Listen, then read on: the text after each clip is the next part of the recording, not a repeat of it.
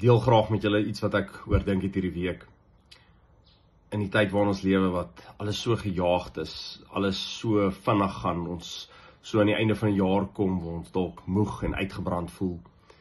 En my vraag, en die vraag wat ek myself ook moes vra, en die vraag wat ek vandag vir jou wil vra is, wanneer laas het jy op die Here gewag? En die woord van die Here verklaar vir ons, die wat op die Here wag, kry nuwe krag.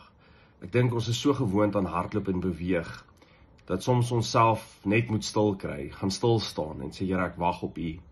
Nou, wat beteken om op die Here te wag? Dit is dalk 'n preek op sy eie, maar ek kan vir jou sê, dit is nie net om niks te doen nie.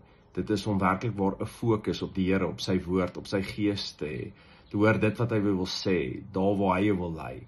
Want onthou, dit is wat die woord ook vir ons verklaar, dat as ons die Here ken en al ons weet, dan sal hy ons paaie gelyk maak.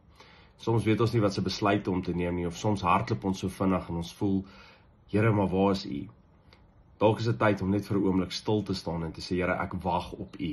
Ek wil nie 'n keuse maak, 'n besluit maak, ek wil nie 'n tree gee, sonder dat ek eers deur U vervul is en deur U Gees gehoor het nie. Mag die Here jou seën.